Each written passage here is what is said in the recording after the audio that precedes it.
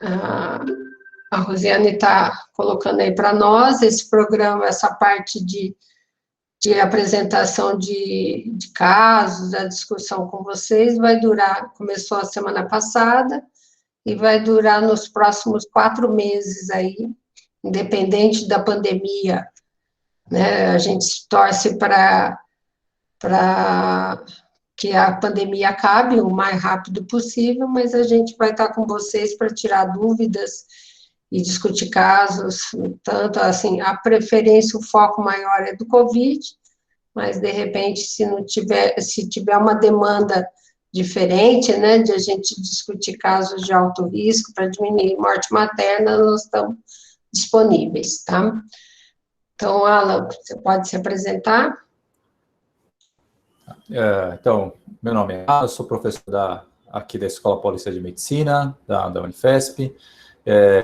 Então, como a Vera falou, faço parte desse grupo grande, liderado pela professora Rosiane, e a gente foi convocado pelo DAPS, né, pelo Ministério da Saúde, pelo professor Braga, e nós somos como vocês, somos médicos, somos docentes aqui da universidade, e a gente está aqui para ajudar, né, não para ficar checando o que cada um fez, e nós fizemos aí com muito carinho um manual, né, e eu acho que isso pode ter ajudado muita gente na condução do Covid, nessa época tão difícil para a gente, né? E a gente vai estar aqui disponível para o que vocês precisarem, tá bom? Que estiverem de dúvida, a gente souber responder. A gente está aqui para tentar passar nossa experiência, tentar aprender com vocês também, porque está todo mundo aprendendo com essa doença, né? E vocês podem ir colocando suas dúvidas aqui no chat, podem ir perguntando.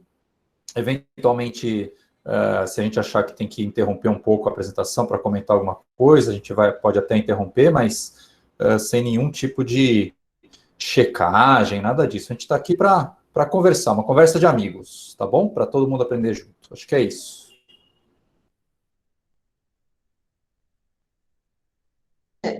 Eu acho que o Alan falou bem completo, o intuito é de colaborar, né, e de aprender junto, porque, na realidade, a gente está aprendendo a cada dia, né, a gente não somos o perfeitos, estamos muito longe da perfeição, mas a gente está com o intuito de colaborar e não é.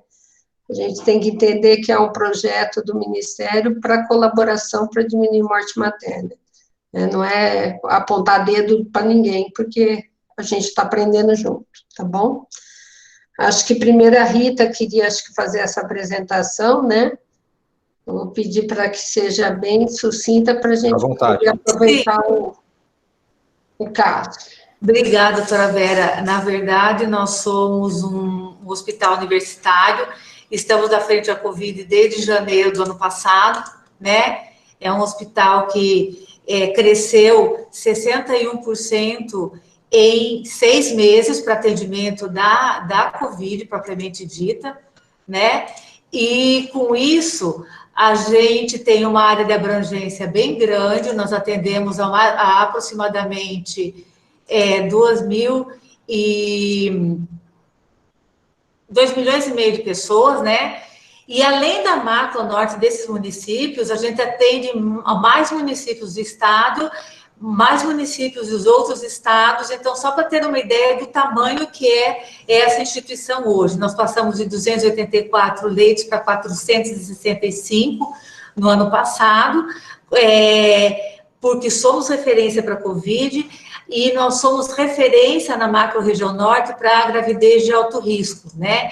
Então, aqui um pouquinho do nosso atendimento, só para contextualizar a apresentação da doutora Lohane, que vai fazer a apresentação do caso. A gente tem um núcleo epidemiológico, né, que faz o acompanhamento dessas pacientes, né?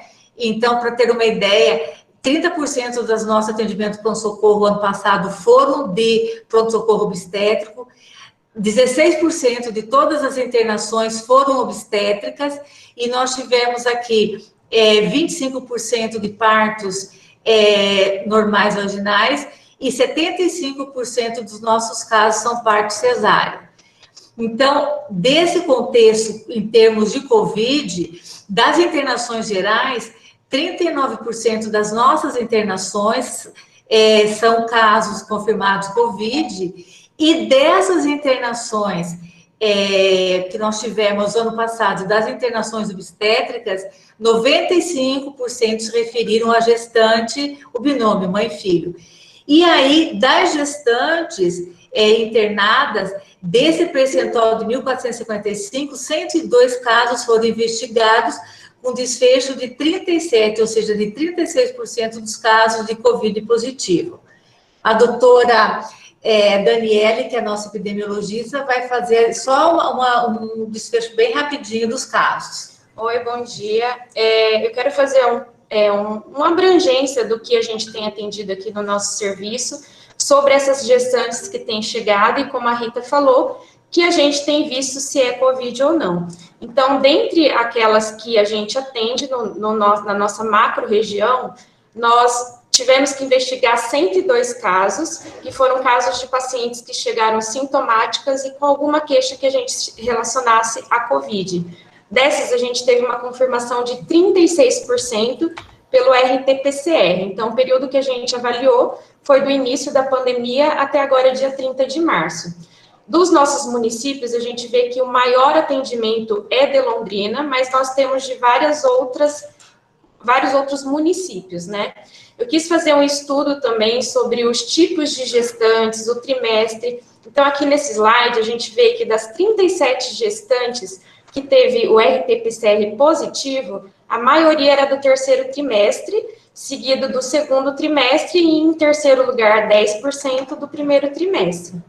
A maior comorbidade que a gente pode observar delas seria dividido entre hipertensão e obesidade. A maioria nega algum tipo de comorbidade, mas eu acho que até o que a gente está acostumado a ver em relação a sinais e sintomas e comorbidades seriam muito parecidos com o que a gente vê nas pessoas não gestantes, né? A idade média delas seria de 25 a 30 anos, em média 40% dessas 37 gestantes que a gente tem acompanhado, e os sinais e sintomas que mais referem, assim como da população em geral, tem sido febre, dispneia e tosse.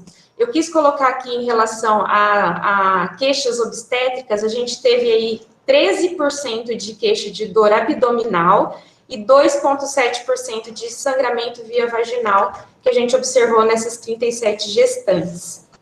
Dos RNs, já que a gente está vendo o binômio mãe-bebê, a gente viu que dos nascimentos que foram 15, a gente teve 11 altas, 2 ainda continuam internados e 2 foram a óbito. De suporte ventilatório materno, tivemos 7 não invasivos, 2 invasivos, e o restante não precisou de nenhum suporte. Do RN, a gente vê também que 8 não precisaram, porém 5 dessas mães positivas para COVID precisaram de algum suporte, sendo 2 invasivos daí. Então, da evolução dessas gestantes positivas, a gente observa que das 37, 15 foram para parto, sendo 7 prematuros e 7 termos. Os óbitos dessas gestantes, podemos observar nesse período 2 óbitos por essas gestantes positivas, 35 não. E aí a gente pode ver que nesse contexto, a gente ainda tem muito a se aprender, né, em relação às gestantes e os seus sinais e sintomas daí, que eu acho que vai ter a acrescentar com essa reunião. Obrigada. Muito bacana. Muito bacana, parabéns pelos dados, tá? Acho que a gente pode apresentar o caso, né? Para dar seguimento e a gente continua a discussão, mas muito bonita a apresentação.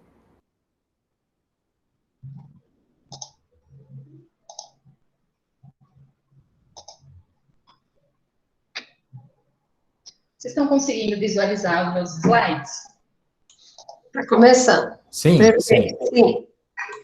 Então, bom dia a todos. Para quem não me conhece, o meu nome é Lohane Salles, eu sou docente da Universidade Estadual de Londrina no setor de ginecologia e obstetrícia, e eu fiquei muito feliz de participar desse evento. Acho muito importante falarmos sobre isso, né? Que nem já foi mencionado aqui pelo doutor, estamos aqui para aprender todos. Fiquei muito feliz da Universidade e Hospital ter recebido esse convite e esse convite ter estendido até a mim. Eu fui convidada para falar sobre um caso clínico de alguma gestante ou puérpera do nosso serviço, e eu escolhi um caso que eu achei bem interessante, que a gente vai ver que correlaciona o Covid com uma possível condição gestacional, que vocês já vão entender no decorrer da discussão. Então, a minha paciente é a ADA, é uma paciente de 34 anos, casada, vendedora, nasceu em Açaí, mas atualmente mora em São Sebastião de Almoreira, que é uma cidade próxima de Açaí, aqui de Londrina, tem o 2º grau completo, uma paciente que estava fazendo pré-natal regularmente na UBS, estava com toda a sua rotina em dia, foi em todas as consultas de pré-natal, estava com a sua vacinação em dia, não tinha nenhuma comorbidade, então ela não tinha nenhuma doença crônica, não era uma paciente obesa e também não tinha nenhuma comorbidade relacionada à gestação. Além disso, a paciente negava tabagismo, etilismo, então não tinha nenhum hábitos e vícios, e ela tinha um risco habitual, estava acompanhando tranquilamente no pré-natal de baixo risco. E de antecedentes obstétricos, era uma paciente que teve um aborto anterior, um aborto espontâneo, no ano de 2016. Então, eu fiz aqui um calendário para a gente entender mais ou menos a linha do tempo dessa paciente. Então, no dia 1º de março, ela evoluiu com os primeiros sintomas, como coriza e uma tosse seca. Devido aos sintomas, ela foi orientada a realizar o teste de Covid no 4º dia de sintoma. Então, no dia 4 de março, ela realizou o teste e esse teste ele veio positivo. Ela estava se mantendo bem, estava isolada em casa, porém, no dia 10 de março, no 10º dia de sintoma, ela evoluiu com piora do quadro. Então, ela começou a apresentar dispneia e febre. Ela procurou por atendimento, foi encaminhada para Açaí, que é uma cidade muito próxima da cidade residente dela, e lá no serviço eles internaram a paciente. Ela já necessitou de uma máscara de alto fluxo, ela se estabilizou, ficou confortável com 15 litros por minuto e foi solicitada uma transferência para essa paciente para um serviço referência. Ela ficou internada em Açaí até o dia 13, que foi justamente quando saiu a internação dela para o HU. Então, ela chegou para nós no dia 13 de março, com 29 semanas e 3 dias. Então, quando ela deu entrada, era uma gesta 2, aborto 1, 29 semanas e 3 dias por um ultrassom de 8 semanas, A positivo. No interrogatório, ela negava qualquer queixa cardiovascular, endócrino-metabólica, urológico, respiratória, ela referia essa tosse seca, dispneia e coriza, e referia náuseas, não tinha nenhum episódio de vômitos, diarreia, mas referia um pouco de náusea. Negava qualquer antecedente familiar relevante, e de antecedentes obstétricos, como eu comentei, ela teve um aborto espontâneo no ano de 2016, com 12 semanas de gestação. Após esse período, ela refere que fazia uso de anticoncepcional, porém, de 1 ano e meio para cá, ela parou o anticoncepcional para engravidar. Então, foi uma gestação que ela planejou, tá? Do exame físico, ela estava bem. Quando ela chegou no serviço, ela estava febril, uma temperatura de 38,5, neurológico normal, comunicativa, Glasgow 15. Ela estava um pouco taquipneica, saturando 96% com essa máscara de alto fluxo, 15 litros por minuto. O tórax com uma boa expansibilidade. Os murmúrios vesiculares, eles estavam presentes, porém reduzidos em ambas as bases. Parte cardiológica normal, abdominal era um abdômen gravídico, sem nenhuma outra particularidade, e ela não apresentava nenhum tipo de edema, com pulsos presentes e simétricos. O exame físico obstétrico, ela tinha uma altura uterina de 32 centímetros, um BCF de 149 batimentos por minuto, dinâmica uterina ausente e um cardiotópico que foi feito na entrada dela, categoria 1. Hipótese diagnóstica, então, para ela ficou síndrome respiratória da angústia grave por Covid-19 e uma gestação de 29 semanas e 3 dias. Foi mantido para ela sintomáticos, mantido a máscara 15 litros por minuto e iniciado dexametasona 6 miligramas dia. Tá? Foi orientada, mantida em isolamento, solicitado vaga de UTI para essa paciente e solicitada toda a rotina laboratorial e exames de imagem, como tomografia e raio-x, que eu vou mostrar logo no final da minha apresentação todos esses exames. No primeiro dia, no dia 14, então, ela estava bem, estável, com 29 semanas e 4 dias, sem nenhuma queixa obstétrica, e dos exames laboratoriais que foram feitos, a princípio ela tinha uma anemia leve e uma hipocalemia que fora corrigida. O exame físico era muito semelhante da entrada, um BCF de 142, mantinha uma dinâmica negativa, um cardiotópico categoria 1, sem nenhuma queixa obstétrica. Foi mantido os sintomáticos, porém, devido ao quadro da paciente, foi optado por mexer na dose dessa dexametasona para maturação pulmonar, então foi aumentada a dose para 6 mg de 12 em 12 horas por 48 horas, e foi também iniciado o sulfato de magnésio para neuroproteção, caso esse bebê nascesse aí prematuro, tá? Ela foi... Lorraine, desculpa, pede para fecharem todos os microfones que está dando microfonia, quem não estiver falando, por favor. Tá. Eu vou pedir, por gentileza, para vocês desligarem o microfone, porque tem algum que está dando microfonia, algumas pessoas estão tendo dificuldade de ouvir, por gentileza. Aí, no final, a gente abre os microfones para tirar as dúvidas, tá bom? Então, vamos lá. Então, foi aumentada a dose da dexametasona para maturação pulmonar, iniciado o sulfato de magnésio para neuroproteção, caso esse bebê nascesse prematuro. A paciente foi sondada para controle dessa diurese e realizado a reposição de potássio, mantida em isolamento, acompanhamento tanto da clínica quanto da equipe de obstetrícia, aguardando a vaga de UTI.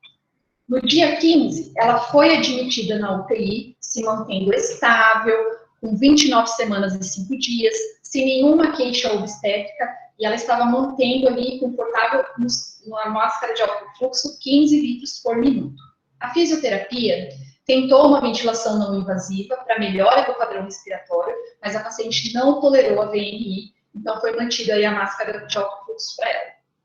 O exame físico muito semelhante à entrada, um BCF de 144, sem dinâmica uterina, um cardiotópico categoria 1. Mantidos sintomáticos, mantido a dexametasona para maturação pulmonar e mantido o sulfato de magnésio até completar as 12 horas, tá? E mantido a sonda para controle de diurese. Foi solicitado exames, acompanhamento tanto da clínica quanto da obstetrícia. Então, a paciente ela estava evoluindo estável, sem nenhuma queixa obstétrica, normotensa, estava tudo bem. No terceiro dia de internação, no dia 16, ela estava lá tranquila, 29 semanas e 6 dias, mantendo a máscara de alto fluxo, sem queixas obstétricas, boa aceitação alimentar, o exame físico, tanto clínico quanto obstétrico, sem nenhuma alteração, mantendo o cardiotópico categoria 1. Estava só com sintomáticos, terminaram o esquema da neuroprofilaxia, mantido só dexametasona, estava lá em acompanhamento, cuidados de UTI, em isolamento, sendo acompanhada também pela equipe de obstetrícia e mantendo aí exames laboratoriais. Então, vou mostrar tudo isso para vocês no final. Quando tudo mudou, no quarto dia de internação, no dia 17 de março, ou seja, no 17º dia de história de Covid, tá? Então, é uma paciente que ela estava na UTI o tempo todo, estável, sem nenhuma queixa obstétrica, normotensa, muito tranquila. Porém, no dia 17, essa paciente estava com 30 semanas e ela começou a apresentar crises hipertensivas. Então, ela começou com uma pressão de 160 por 110, foi feito hidralazina.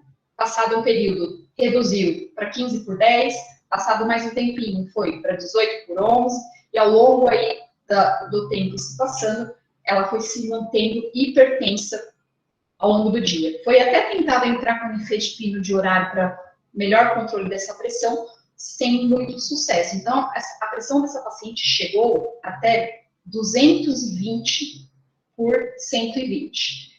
E, além das crises hipertensivas, a paciente negava qualquer outro sintomas. Ela não tinha sinais de iminência, ela não referia cefaleia, estocomas, epigastralgia, era realmente essas crises hipertensivas. Foi solicitado exames laboratoriais e nos exames viram que ela tinha um HELP parcial, que eu vou mostrar para vocês. Então, ela tinha alteração de TGO e ela tinha alteração de LDH. E foi solicitado um ultrassom obstétrico para melhor avaliação do bem-estar da vitalidade fetal. E nesse ultrassom, o feto estava cefálico, 1.573 gramas, uma placenta tópica corporal anterior grau 2, ILA normal, e o Doppler tinha o IP das artérias uterinas, estava acima do percentil 95. O exame físico dela, ela mantinha redução dos murmúrios em base, começou a estertorar um pouquinho, tinham tentado reduzir esse oxigênio da paciente para 10 litros por minuto, porém, acabaram subindo para 15 novamente, e ela começou a ficar edemaciada. Então, era uma paciente que estava no tensa, sem edemas, começou a apresentar um edema 2 cruzes em 4 cruzes e crises hipertensivas.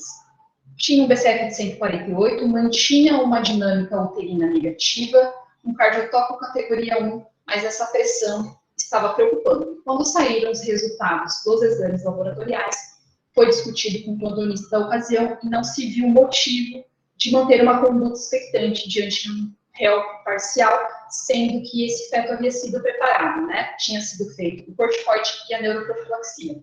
Então, optaram pela resolução da gestação via álcool. E nasceu, então, um RN do sexo feminino, em boas condições de vitalidade.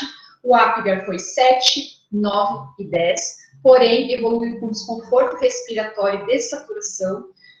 A equipe da pediatria iniciou o CPAP, porém, optaram depois, posteriormente, por uma intubação após 40 minutos do nascimento. Essa paciente foi reencaminhada para a UTI, né, mantido cuidados de pós-operatório imediato, cuidados intensivistas, cuidado da equipe da obstetrícia, mantido em isolamento, solicitado novamente exames para ela, um controle pressórico rigoroso, clonidina ciclise, e ela foi para a UTI com ocitocina.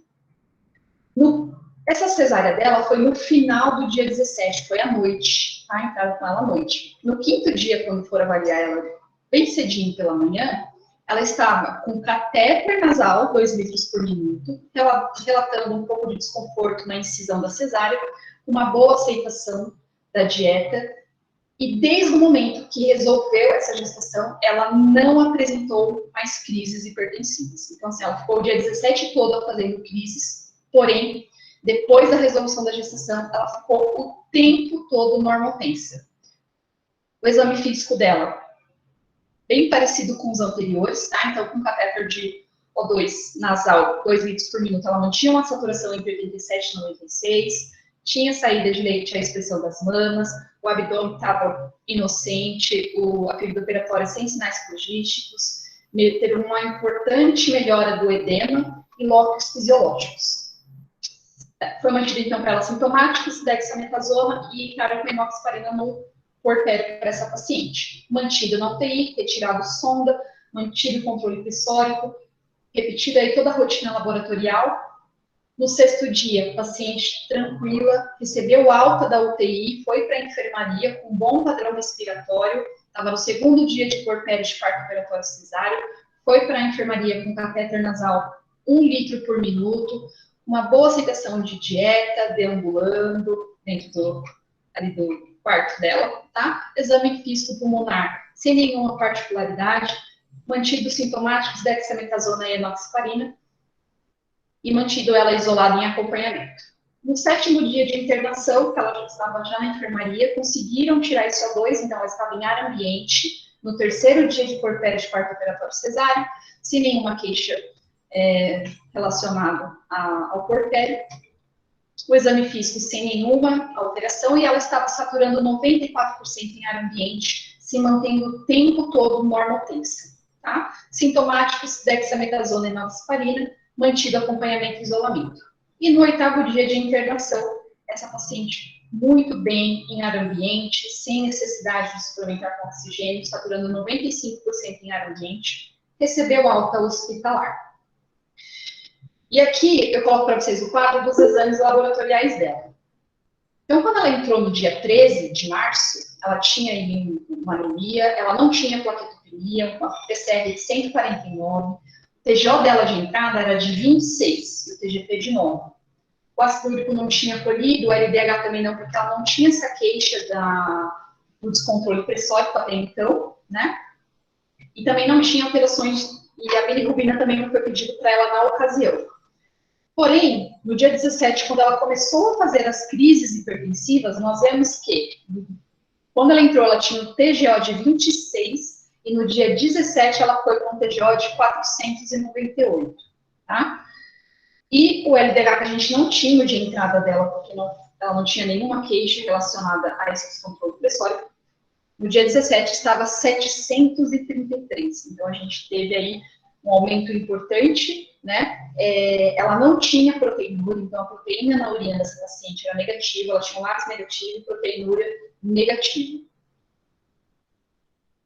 Esse é o raio-x de tórax da paciente, mas dá para a gente ver com maior riqueza de detalhe na tomografia. Então, quando a gente vê as imagens da tomografia, fica claro que ela tem sim uma opacidade em vidro fosco, né, com distribuição periférica e predomínio nas bases pulmonares, tem envolvimento de múltiplos lóbulos, com grau de envolvimento pulmonar entre 50% a 75%.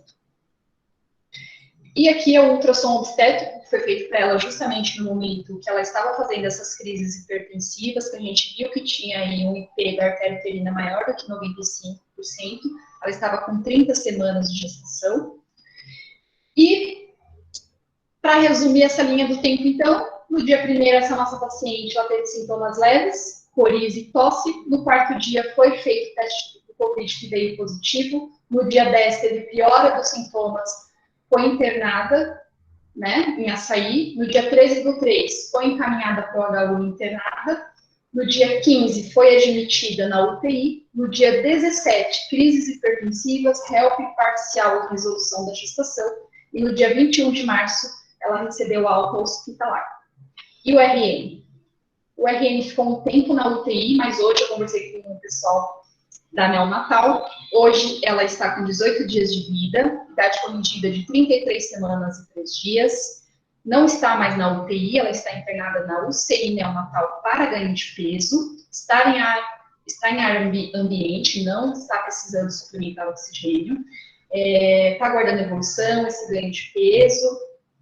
E, por enquanto, não está em aleitamento materno, mas está recebendo leite via sondinha e eles estão nesse processo para, a qualquer momento, tentar esse aleitamento materno. Esse RN foi colhido suave, tanto um suave como um segundo suave agora no final de março, e ambos vieram negativos para Covid, tá? Então, a RN está evoluindo super bem, super tranquilinha, se logo, se Deus quiser, vai estar em casa com a mamãe. Bom, era isso que eu queria falar com vocês. Obrigada. Parabéns, Lohane. Linda apresentação, caso muito bonito, né? Com desfecho muito bom, né? Queria só agradecer a presença da professora Rosiane, né? A nossa líder aí nessa nossa jornada. Professora Rosiane, que hoje não estava nem escalada para estar aqui, mas está aí, né, professora? Então, também obrigado. Se a senhora quiser falar alguma coisa, fica à vontade, tá, professora? E, bom, então, primeira coisa, né, a gente pode ver que o caso foi extremamente bem conduzido, parabéns, né? Eu acho que a gente tem algumas coisas muito interessantes a serem observadas, né, que eu acho que é muito bacana de reforçar com todo mundo, né? Primeira coisa é que essa gestante chegou com 29 semanas, e vocês tiveram a calma de não resolver, né, de não operar. Então, a gente sabe que e eu acho que esse é o ponto mais importante do nosso manual e de todas as orientações, de tudo que a gente vem aprendendo sobre Covid. Não se desesperar e não intervir imediatamente quando a gente diagnostica o coronavírus, né? Então, isso aumenta a mortalidade da mulher, né? Então, acho que vocês tiveram a calma, tiveram a tranquilidade de manter essa paciente com ventilação, e a gente vê que isso lá no começo foi um grande erro nosso, né, que a paciente chegava, a gente se desesperava e operava. Então, vocês tiveram essa calma e mantiveram ela internada na UTI, com máscara, etc. A única observação, assim, que eu queria te perguntar, na pronação em algum momento, e se foi feito isso. Eu sei que é difícil, né, para uma grávida, mas a gente coloca algumas almofadas e tudo, e a pronação, ela pode fazer o quê? Ela pode descomprimir o tórax, livrar um pouco a parte posterior pulmonar e melhorar a oxigenação. Eu não sei se em algum momento o pessoal da UTI pensou nisso, né? Você sabe? Sim, na descrição de prontuários, inclusive, uma dos residentes, quando foi evoluir, eles deixaram ela pronada, inclusive, às vezes ela ficava em decúbito lateral esquerdo também. muito bacana. Acho que isso é uma coisa muito legal que você falou agora, Lohane, que acho que todo mundo tem que saber que tem a autoprona. Então, a própria paciente pode ficar de barriga para baixo, ficar em decúbito lateral esquerdo, evitar essa posição em decúbito dorsal horizontal, que isso piora muito a compressão, além de diminuir a pressão. Então, mais uma coisa que foi extremamente bem conduzida, vocês estão de parabéns, né? Um outro detalhe que eu acho que é muito interessante eu chamar a atenção, né? Aliás, tem dois aqui. Eu, como faço medicina fetal, duas coisas que são muito interessantes. Primeira delas, a paciente desenvolveu aí uma síndrome hipertensiva, né?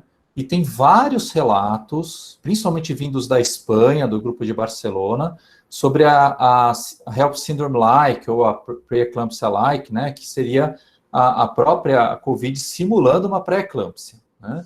E parece que, nesse caso, tudo bem, a pressão estava muito alta, me parecia, de fato, uma pré-eclâmpsia, de fato, né? E teve um aumento da TGO e TGP, além dos níveis hipertensivos, né? Uma coisa que me chama a atenção é que não tinha proteinúria, né? Então, um dado muito interessante... Oi? Um dado muito interessante, que eu acho que saiu na literatura e que o pessoal chama bem a atenção, é que dificilmente é disponível, mas a gente pode usar a relação soluble fleet sobre PLGF, é caro, pouco disponível, tá? Mas é uma coisa que pode diferenciar o caso de pré-eclâmpsia no terceiro trimestre do caso dessa síndrome pré-eclâmpsia-like. Se essa relação estiver acima de 85, fala muito a favor de ter a pré-eclâmpsia. Se estiver abaixo disso, fala contra, tá? Então, acho que é só um detalhe também, né? E a outra coisa foi a artéria, acho que a artéria umbilical, né, que estava com aumento da resistência, pelo que eu entendi, que não é comum, tá? Era a uterina? A uterina, tudo bem. Aí fala mais a favor da pré-eclâmpsia, né? Eu não tinha entendido se era uterina ou se era umbilical.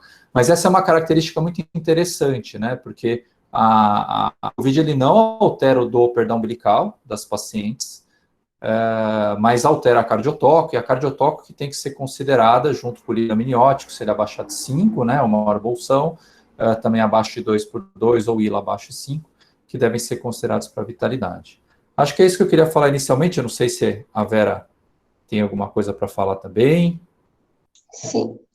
Bom, primeiramente, parabéns pela apresentação, né? Acho que foi extremamente didática, dá para a gente ter uma noção do caso, né?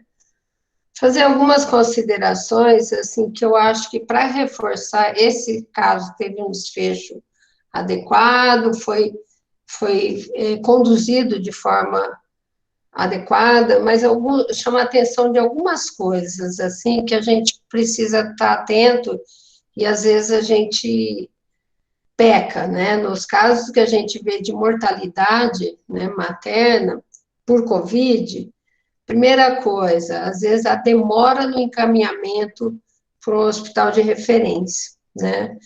Eu sei que talvez, provavelmente, ela começou a sentir o sintoma no primeiro dia, né, no dia 1º de março, daí você coloca que ela fez o teste no tempo certo, veio positivo, daí ela piora os sintomas no 10º dia de doença, que não é uma coisa muito frequente, né? Isso chama a atenção da gente, assim, normalmente a gente tem que tomar bem atenção do 7º ao 10º dia, que é o dia que a maioria passa da fase da doença, do 5º dia em diante, mas da fase pulmonar, depois a fase inflamatória, né, do 7º dia até o 10º dia, que é o que a gente vê acontecendo. No caso dela, ela piorou no 10º dia, né? Até o 10º dia, aparentemente, ela estava em isolamento domiciliar, estava indo tudo bem, que seria no momento que ela iria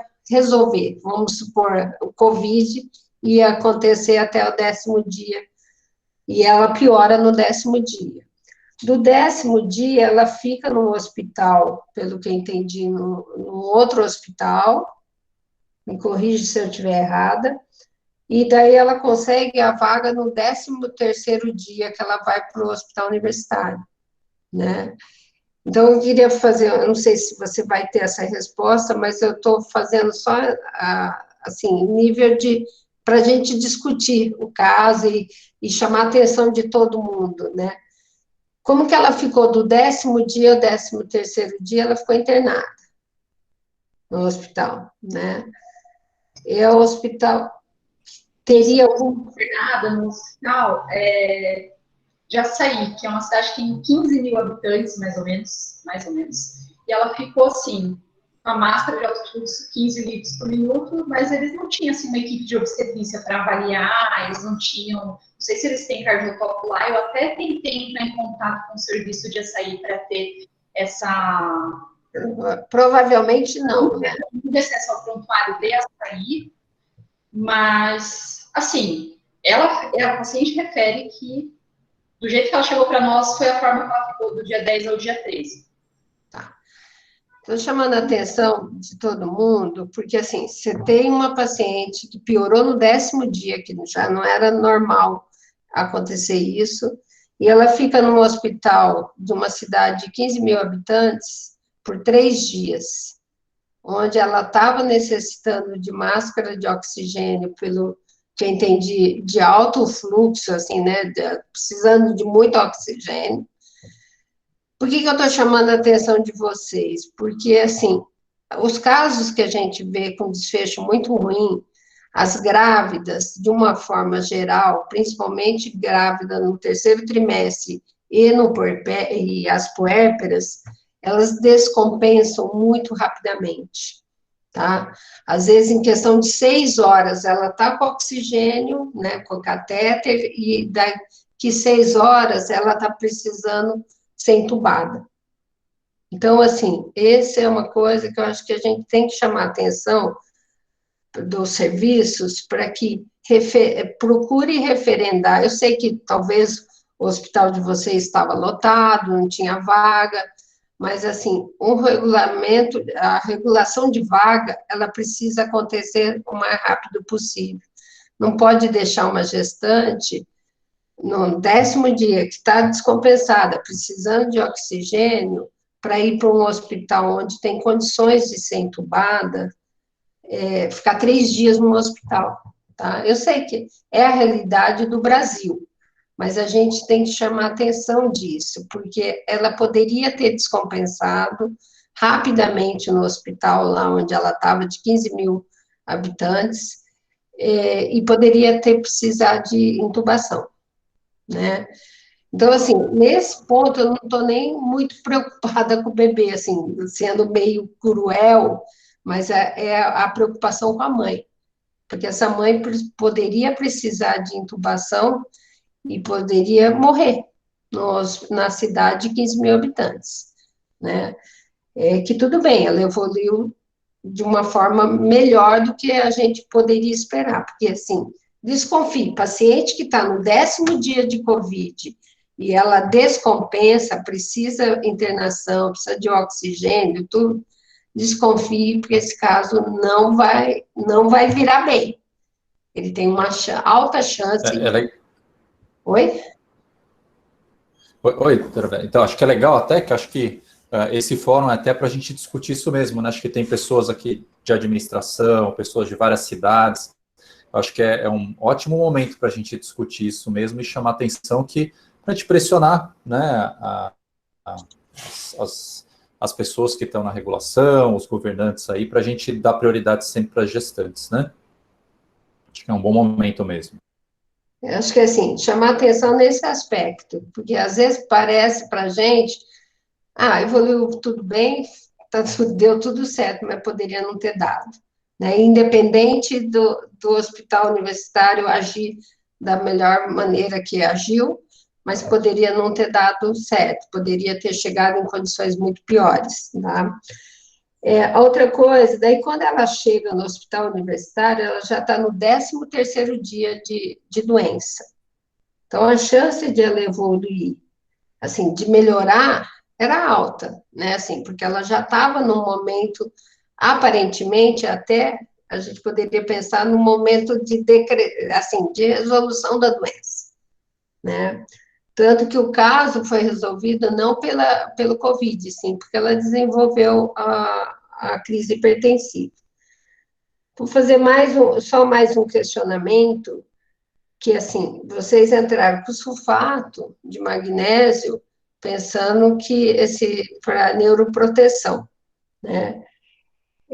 Só que, assim, o sulfato de magnésio, a gente entra para neuroproteção quando a gente tem praticamente certeza que vai nascer esse bebê, né? Nesse momento, eu não sei se era essa a ideia de vocês, né? E a hora que ela faz a crise hipertensiva, a gente não vai ter certeza se foi pré-eclâmpsia ou se foi a pré-eclâmpsia light. Para mim, mais me sugere a pré-eclâmpsia light, tá? Eu mexo com hipertensão, sou a minha área de atuação, mas eu vejo, não é nem porque ela não tem a proteinúria negativa, né, que alguns de vocês colocaram proteína negativa. A gente só não pode esquecer que 25% das pacientes podem ter proteinúria negativa e ser pré-eclâmpsia, principalmente se ela faz algum sinal de gravidade, que ela fez uma crise hipertensiva importante, certo?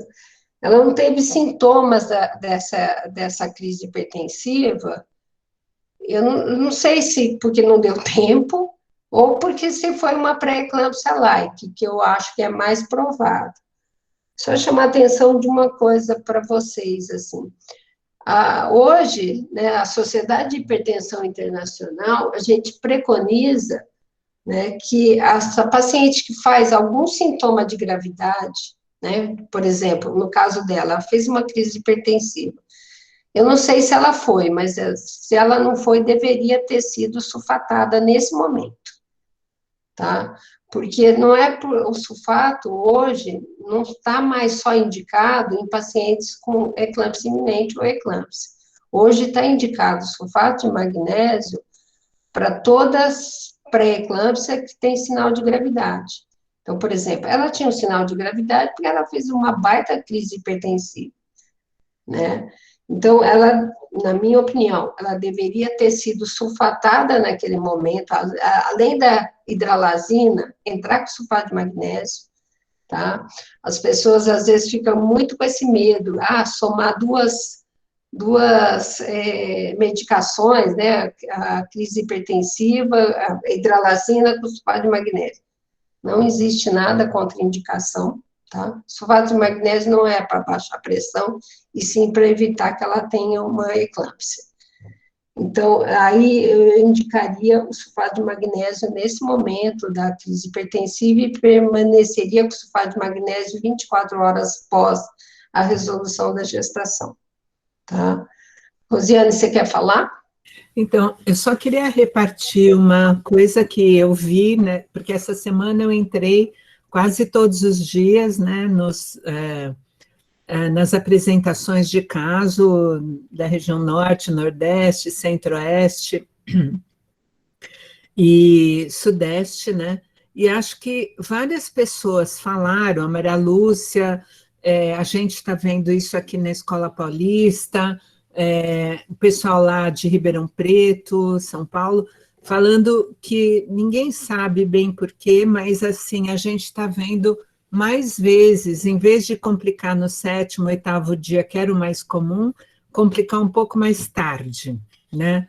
E a gente não sabe se é porque tem uma outra variante, não sabe, realmente eu acho que ninguém sabe explicar. Mas eu acho que, assim, não dá mais para ficar tranquilo quando a paciente chega no 10º dia. Fala, bom, passamos aquela fase pior, né? Eu acho que hoje a gente realmente, assim, começa a paciente, parece que às vezes complica um pouquinho depois, e acho que ainda a gente não tem uma explicação para isso. Perfeito, obrigada.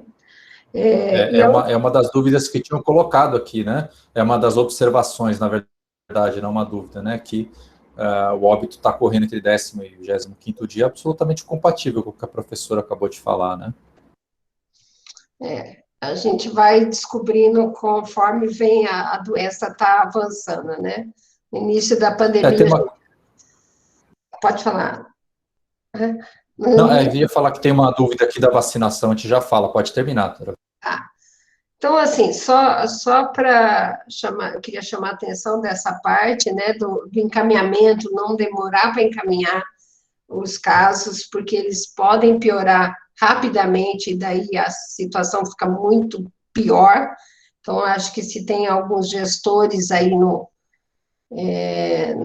nessa reunião, acho que vale acertar isso com os encaminhamentos, né, com a central de regulação, porque a gente pode perder gestante nessa demora de chegar num hospital, seja universitário, um hospital que tenha condições de dar o melhor para essa paciente, né, em termos de intubação, de ventilação mecânica. E, assim, para finalizar, só chamar a atenção, assim, o Doppler de uterina, ele é só um preditor de pré-eclâmpsia, mas ele não determina, em termos de resolução, não determina que essa paciente é pré-eclâmpsia, assim, ele é um exame que, no começo, a gente achava assim, nossa, esse vai ser a 8ª maravilha em relação à hipertensão, né? Vai resolver, o Doppler de uterina vai falar que a paciente é pré-eclâmpsia ou vai ter pré-eclâmpsia. Ele tem uma sensibilidade muito pequena, muito baixa, ele tem uma sensibilidade de 50%, ou seja, é caro coroa. Então, assim, eu não valorizaria o Doppler de uterina para nada, assim, para nenhuma solução, nenhuma resolução de gestação. Eu valorizo o Doppler de uterina praticamente para fazer pesquisa. Na realidade, ainda não tem nada que a gente fale, olha, é legal. Eu precisaria mais daí, nessa situação, de um Doppler de umbilical e cerebral, do que o Doppler da uterina, para eu avaliar a vitalidade desse feto.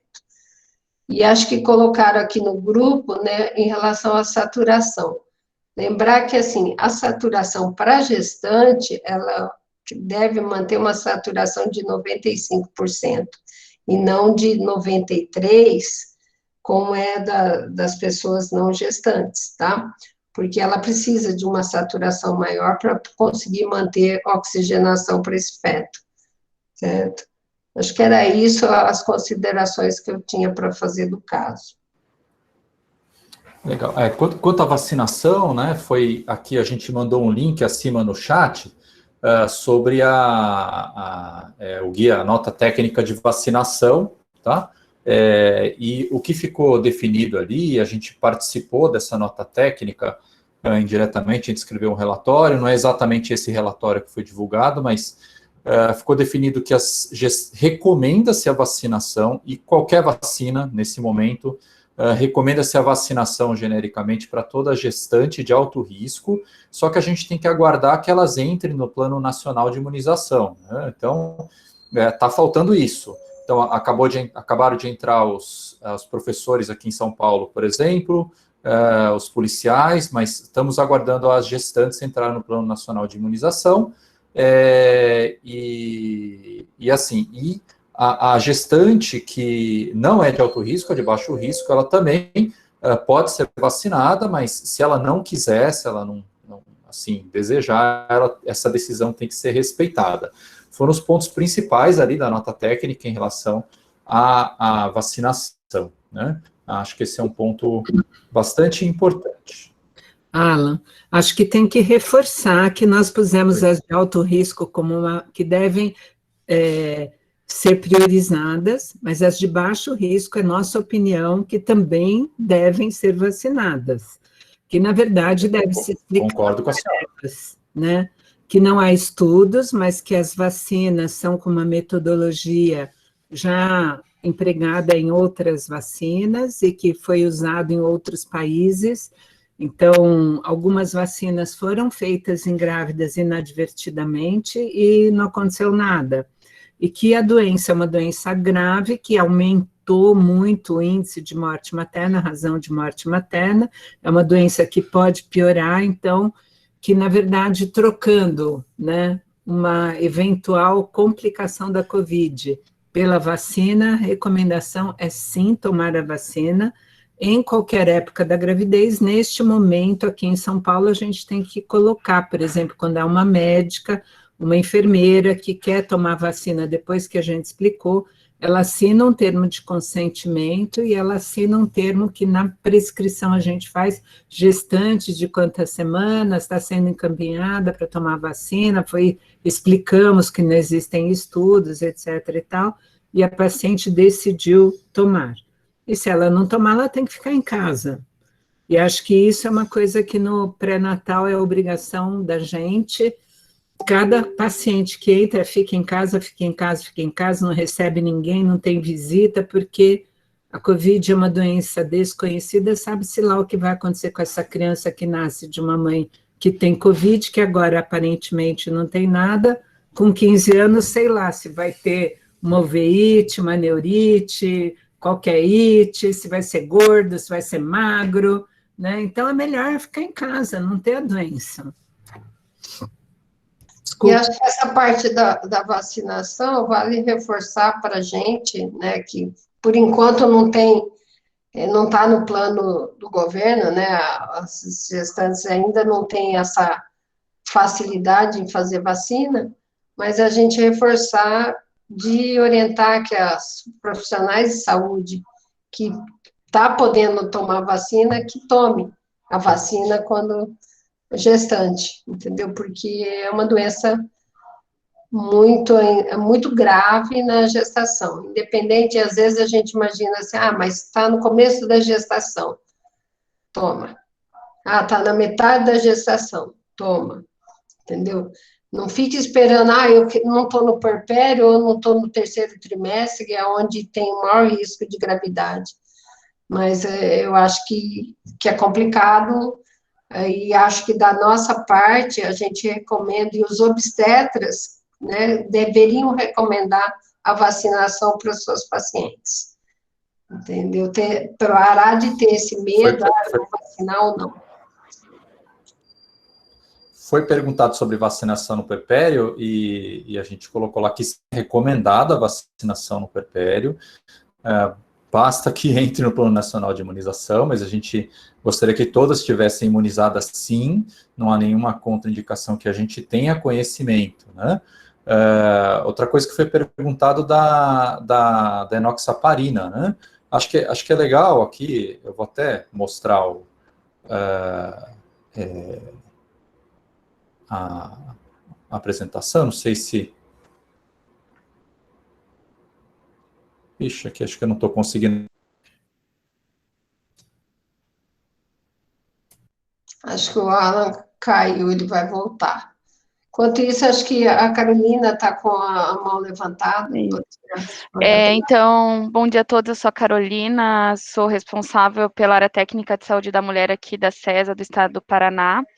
Quero agradecer especialmente a equipe do HU, todos que estão participando, mas assim, essa fala, esse trabalho, enfim, para quem, né, está lá como referência, é importantíssimo para nós. Essa difícil decisão do momento de interromper a gestação, né, então que vocês demonstraram ali todo o cuidado de vocês, a gente está vendo tanto de atrogenia ligada, né, à prematuridade aí.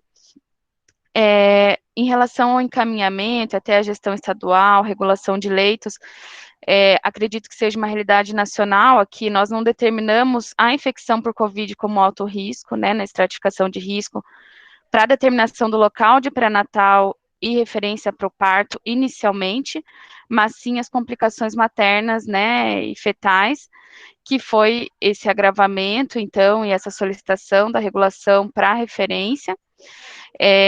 Eu vejo que houve até um tempo oportuno de regulação, mas a gente sabe aí, né, de toda a questão de leitos e etc. Então, ainda que o tempo tenha sido oportuno, essa demora, né, enfim, né, essa regulação em 3 dias, mas o que eu queria levantar aqui especialmente é em relação, e pedir a opinião de quem está aqui sobre, quem sabe, o início mais precoce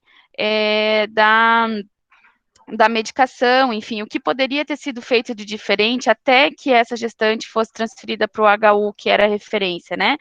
Então, se de repente ela não poderia ter se beneficiado do início do tratamento com a Dexa, por exemplo, já no hospital em Açaí, ou se não havia essa indicação, se vocês não avaliam dessa forma, como que vocês veem isso, né, até de um matriciamento do HU nesse sentido, como tem sido também, acho que a doutora Lohane pode trazer um pouco esse plano de alta para essa gestante que fez um quadro agravado, né, aí, então, perguntar um pouco, não só da questão da regulação de leito, mas da terapêutica que, de repente, ela podia ter se beneficiado antes, né? E uma outra coisa que eu queria trazer aqui, até aproveitando que a equipe do Ministério tá, é sobre a coleta do exame, porque na última edição da nossa referência ali do guia de vigilância, se fala da coleta do RT-PCR em tempo real, que deve ser realizado o mais precocemente possível, né, até o 8º dia, né, do início dos sintomas. Então, eu estou entendendo que houve uma mudança aí, porque a gente sempre teve essa orientação do 3º dia, mas pelo que eu tenho interpretado, e até a equipe de vigilância daqui, houve uma mudança e é para coletar o quanto antes possível. Queria que vocês me confirmassem, até falassem de como está sendo a experiência, né, para quem está em outros estados, enfim, fazendo esses acompanhamentos em relação a isso. Não sei se o Alan voltou. Voltei. Estou aqui, estava escrevendo sobre heparina, noxaparina aqui, as doses que tinham pedido. Você quer colocar essa parte do tratamento precoce no outro hospital? Então, é o seguinte, todo quadro moderado, a gente entra é recomendação entrar com dexametasona, né? É interessante que a gente fale exatamente essa questão da ordem de tratamento, né? Tem toda a razão.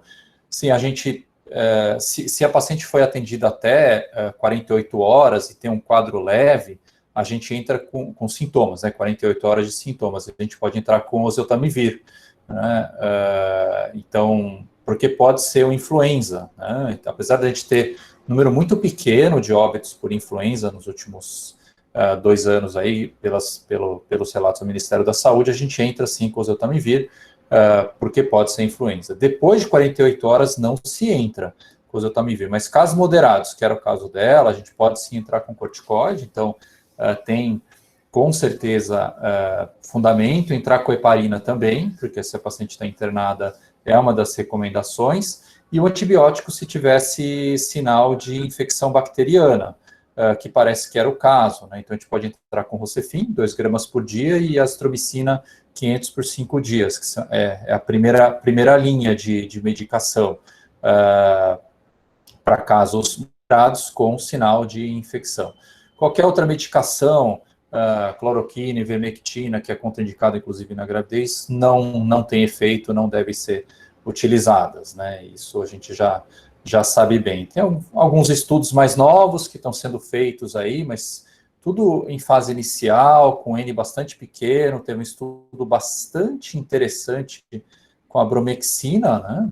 Que é o Bisovon, né? Um xaropinho, mas com 37 pessoas, né? Não gestantes ainda, para cada lado, um estudo randomizado. Então, muito inicial, a gente precisa de dados muito mais pesados para poder recomendar isso do ponto de vista universal, né? Então, acho que a gente tem que estudar mesmo, observar as evidências e ver o que funciona ou não funciona, mas acho que é isso que a gente tem que fazer, tá bom?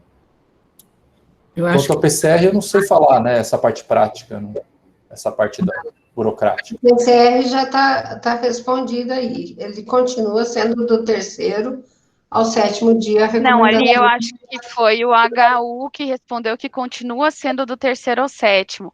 Mas o que está escrito na última edição do guia de vigilância para a rotina de atenção e vigilância, as coletas de amostras do vírus SARS-CoV por RT-PCR em tempo real, deve ser realizado o mais precocemente possível, né?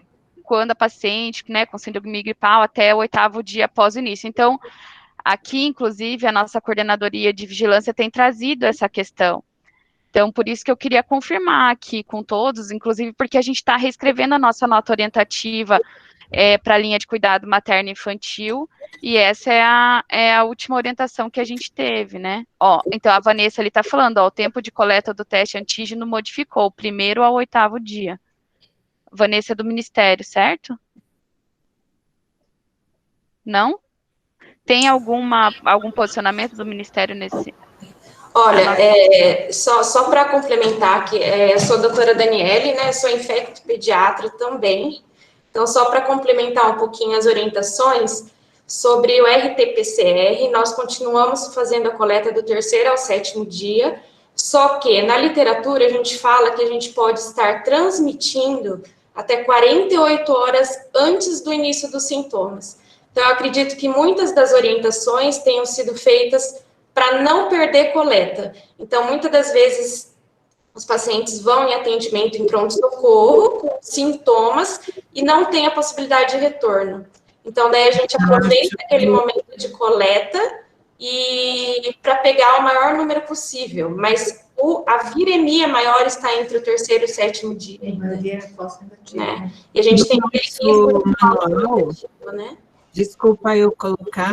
No nosso manual, a gente colocou do 3º dia em diante, porque o risco de dar negativo é muito elevado, né? E aí vai achar que não tem a doença e acabou, quando, na verdade, a doença existe. Então, assim, o PCR deve ser feito a partir do 3º dia, na nossa opinião. Acho que isso não houve nenhuma mudança. Quanto ao corticoide, eu acho importante falar que o corticoide melhora, ele diminui o processo inflamatório na hora certa, né? E que nós colocamos lá que deve ser usado depois do 7º dia, na fase que já está a fase pulmonar. Porque quando está no começo, você dá corticoide, o vírus faz assim, oba, agora que eu replico legal, né? Então, na fase de replicação viral, o corticoide deve ser total e completamente não utilizado. Então, assim, depende, eu não peguei um pedaço da coisa, porque eu estou fazendo 10 coisas ao mesmo tempo, eu não sei se no hospital que ela estava antes, se ela já estava numa fase que era adequada usar o corticoide, porque se ela estava no começo, acho que não. É assim, ó. 10º dia, professora. Foi justamente essa pergunta que eu fiz, não foi nem em relação a outros tipos de medicações para uso precoce, mas do corticoide mesmo. Eu acho que assim, eu estava aqui pensando, eu acho que a consideração do corticoide que a Rosiane falou é muito importante, porque também a gente tomar cuidado de não entrar antes do 7º dia, que ela ainda não está na fase pulmonar, ela está na primeira fase da doença, e esse corticoide sendo usado precocemente, ele mais prejudica do que ajuda, ele vai ajudar na replicação viral. Então, nesse momento, a nossa orientação é a partir do 7º dia. Então, na realidade, ela internou, pelo que eu entendi, lá no outro hospital, no 10º dia. Daí, sim, deveria ter sido usado, porque ela já estaria na fase pulmonar, né? Tomar cuidado com o uso da heparina, também de forma... Quando ela está em casa, no isolamento domiciliar, não tem indicação do uso de heparina, não tem indicação do corticoide, tá? Então, isso é uma coisa que a gente tem que reforçar, na minha opinião, porque existe muito...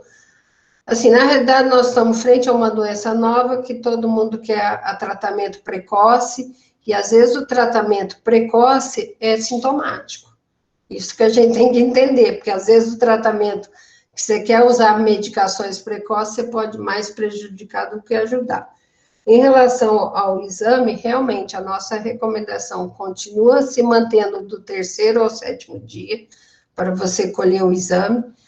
Eu tenho muita preocupação em colher precocemente, porque está pensando nessa coisa assim, 48 horas antes, ela já está transmitindo, ok. Mas se ela vier negativo, isso, na tendência das pessoas, é ficar tranquila. Não, eu não tenho a doença. E, na realidade, você está frente a muito falso negativo nesse momento.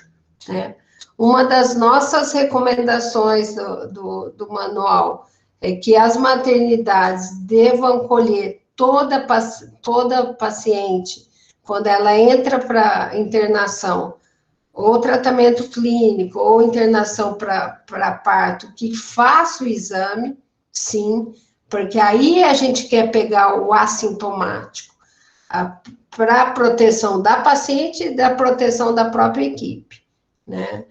Então, assim, eu acho que talvez esteja uma certa confusão. Eu não sei te responder, Carolina, em relação ao que está preconizado no Paraná, tá? No estado de São Paulo, a preconização é do 3º ao 7º dia, a coleta do exame. E, dentro da possibilidade dos hospitais, geralmente o hospital universitário, que está conseguindo cumprir mais com isso, é coletar exame na chegada da paciente para pegar os assintomáticos, né? Então, acho que, não sei se ficou claro para vocês, em termos de recomendação. Não, nós seguimos o que o Ministério orienta enquanto guia de vigilância. O que trouxe esse questionamento foi a última edição do guia, sabe? Foi nesse sentido que eu aproveitei até para trazer aqui para esse entendimento. Então, no nosso manual, né, o manual que a gente elaborou, que está aí disponível, a gente recomenda do 3º ao 7º dia, tá? Então, acho que é isso, né, Ana? Não sei se teria mais alguma consideração. Não, em relação ao diagnóstico era isso, é que eu não tinha entendido a pergunta, que eu estava, não, negócio de voltar aqui na conexão, achei que era algo administrativo do teste, que eu não tinha entendido direito, mas é o 3º ao 7º dia, de fato, até pela sensibilidade, né? O professor Celso Granato, ele costuma falar muito nisso, né? Que antes do 3º dia existe um índice de falha considerável e ele não pode, de fato, soltar um laudo, ele não gosta de soltar o laudo no 1º ou 2º dia, porque ele acaba dando um número muito alto de falsos negativos, né? Então ele realmente recomenda que se faça acima do 3º dia, pelo menos, para que o PCR tenha uma boa sensibilidade, né? Quanto ao teste antígeno, ele gosta de falar bastante sobre ele, né? O teste antígeno, que seria o ideal, que a gente tivesse ótimos testes de antígeno, mas ainda não há um consenso que eles sejam, assim, absolutamente ótimos, e principalmente do ponto de vista de uniformidade dos vários testes que existem. Existem testes que mostraram sensibilidades de 94%, que é incrível, né? Que seriam índices absolutamente semelhantes ao PCR, mas é muito variável, você não sabe o kit que está sendo usado e tudo, então existe um certo problema em relação a isso.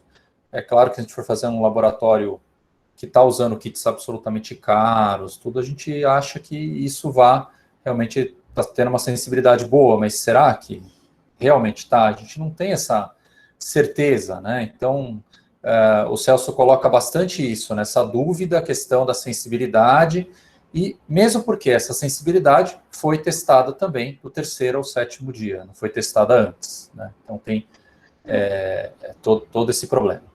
E eu vou falar uma coisa que eu tinha acabado esquecendo, que a Carolina perguntou, em relação ao acompanhamento pós-alta, né, da paciente, ou acompanhamento, um certo matriciamento aí.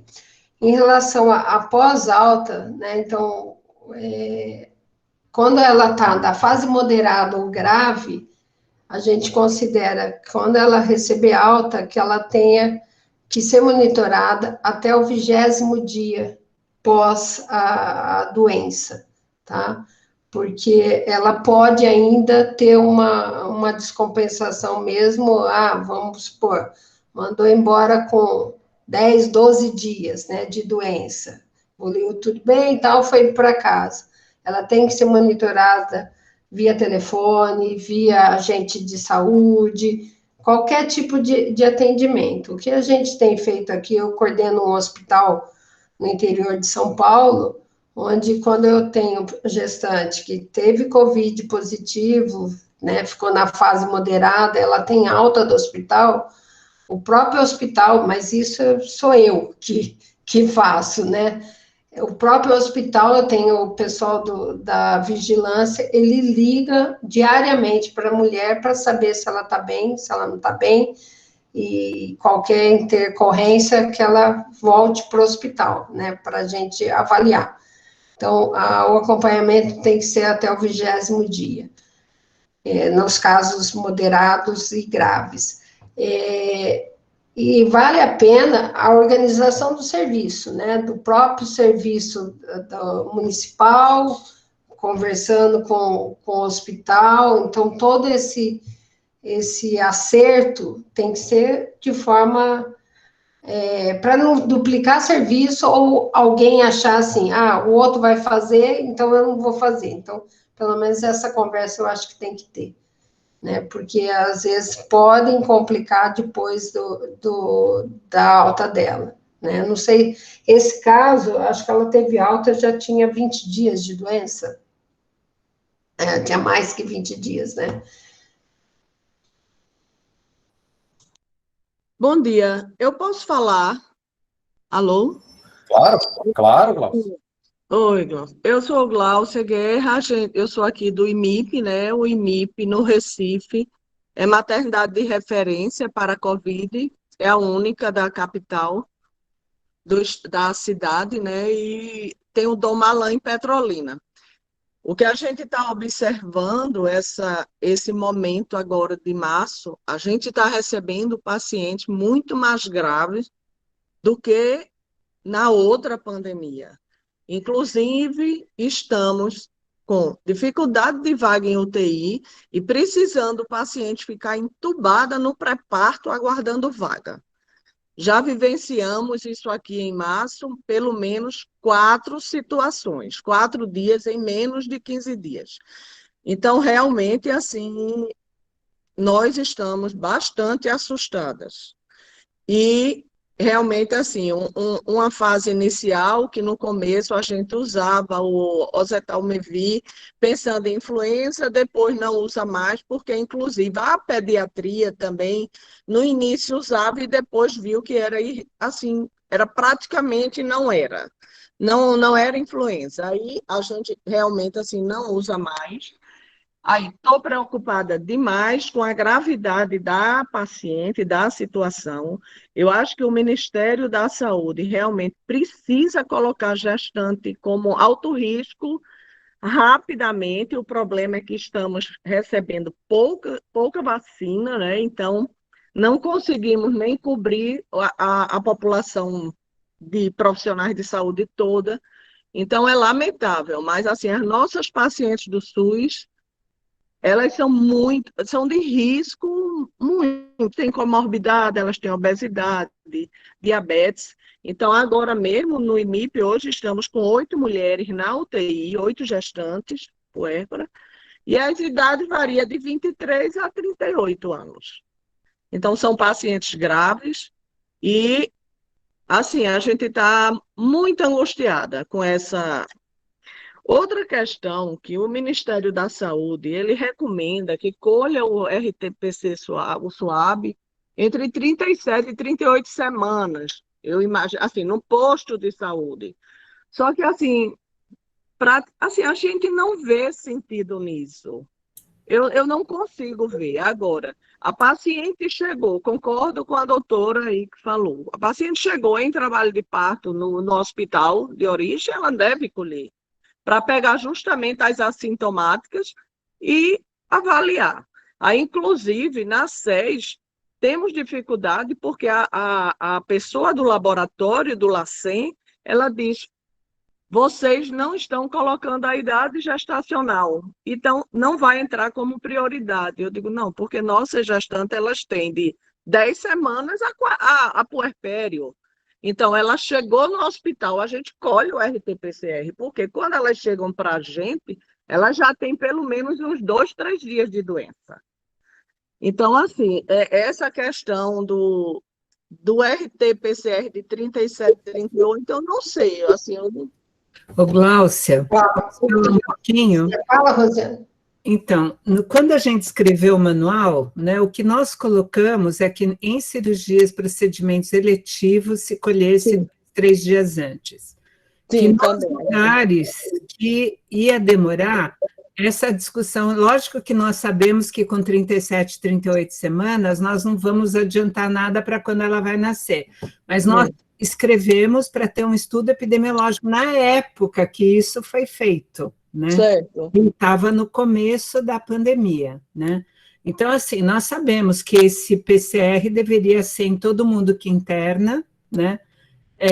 E todo mundo que tem uma cirurgia eletiva 2, 3 dias antes, mas o Brasil é um país imenso, né?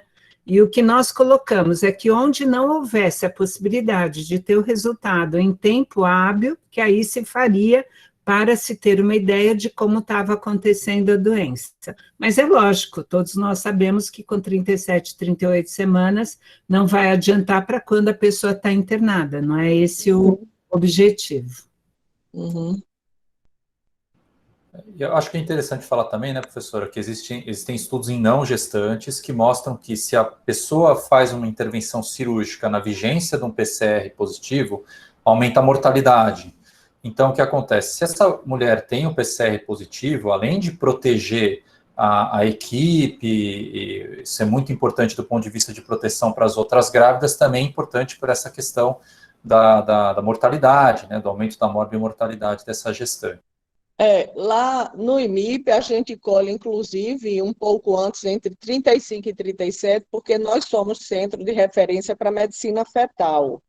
Então, é muito comum ter cirurgia de meningomielacele, gastrosquise, bebê com falocele, cardiopatia. Então, a gente colhe justamente um pouco antes para cobrir esse público, né? Para quando ela internar para a sua cesariana programada com a equipe, já tenha um RT-PCR positivo ou negativo, dependendo da situação. Então, a minha preocupação desse de 37 era justamente isso, porque aí o laboratório, aí ele disse que nós não preenchemos o critério. Eu digo, olha, nós somos referência para receber gestante puérpera com Covid.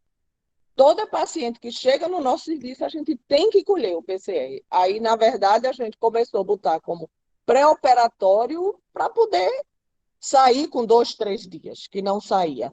Porque eu sei que a demanda é imensa. Então, eles têm que priorizar Mas, assim, eu considero isso assim como um pouco de falha do sistema em si, né? Então, Na verdade...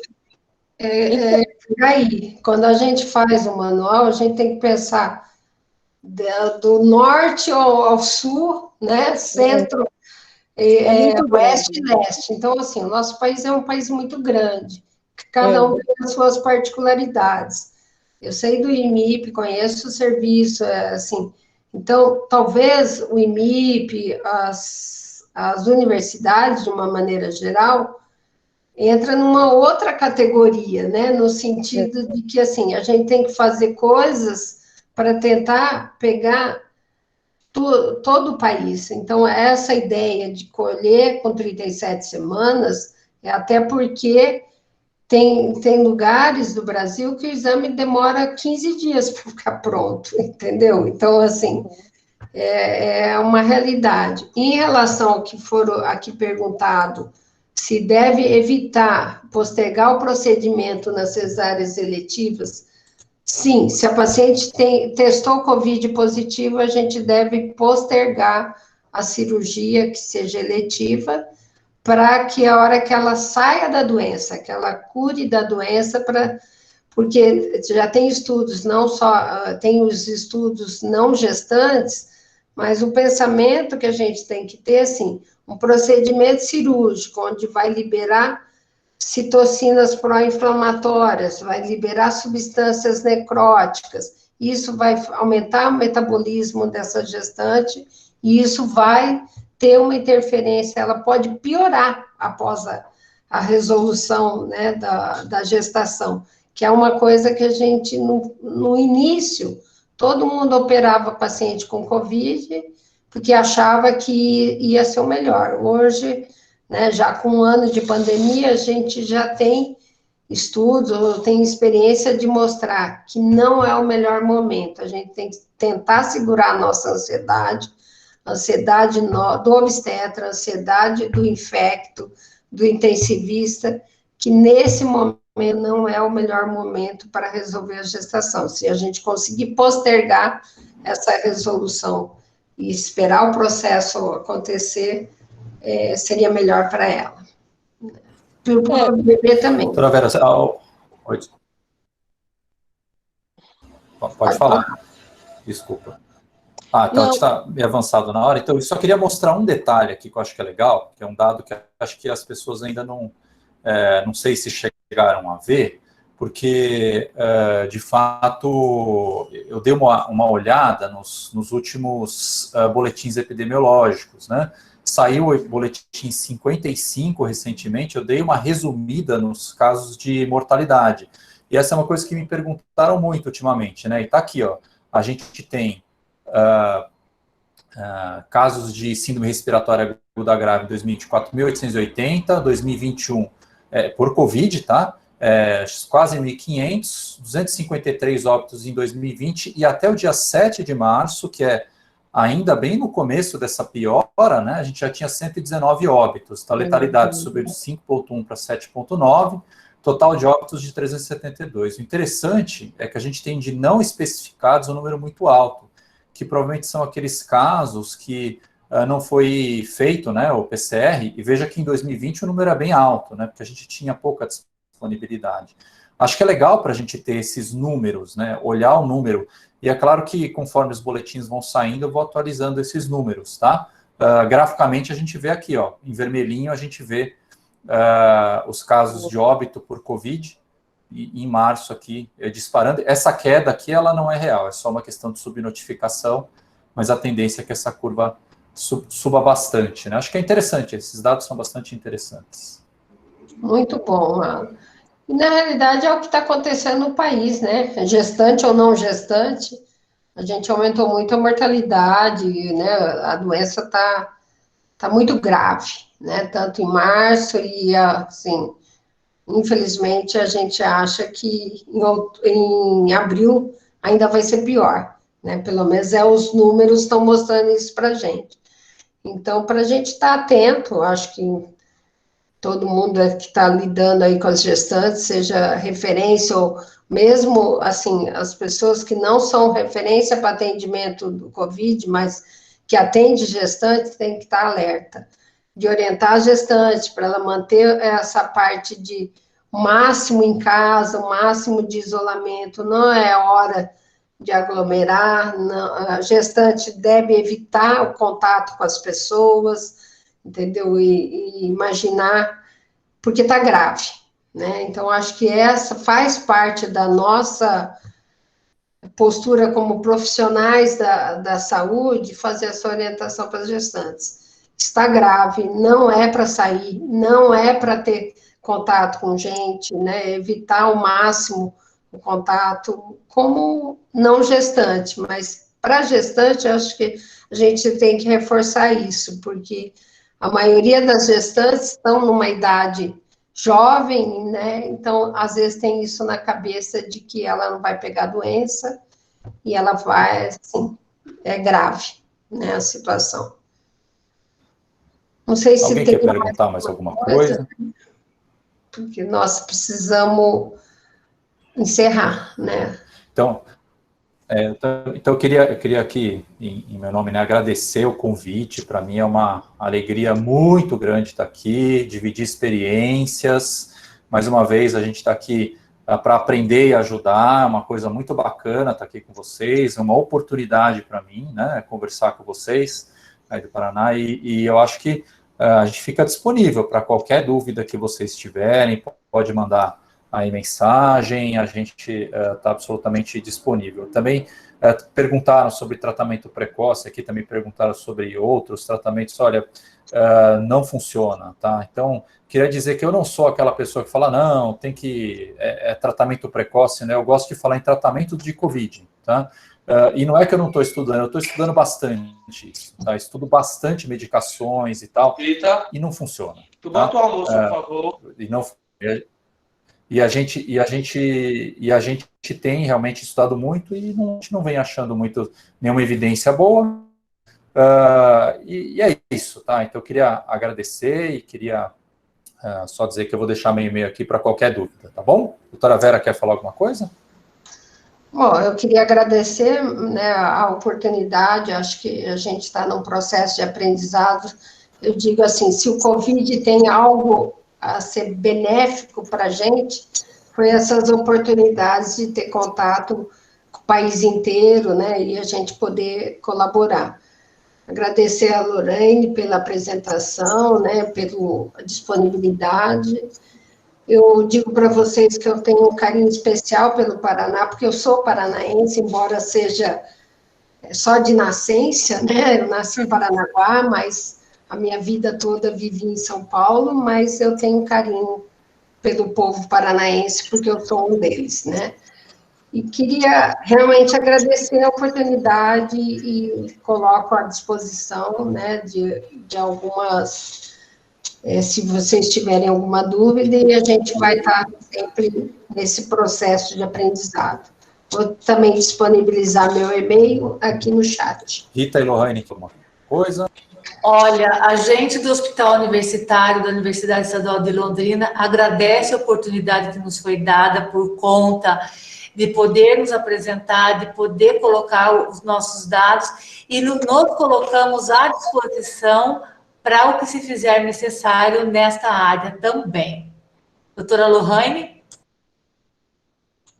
Eu também gostaria muito de agradecer o convite, a oportunidade de estar aqui. Aprendi muito hoje, quero continuar aí aprendendo. Eu acho que esses eventos, essas reuniões são muito enriquecedoras, né? A gente está aprendendo aqui todo mundo junto. Então, só agradecer. Tá bom. Então é isso aí. Obrigado, gente. Tchau, gente. Tchau, tchau.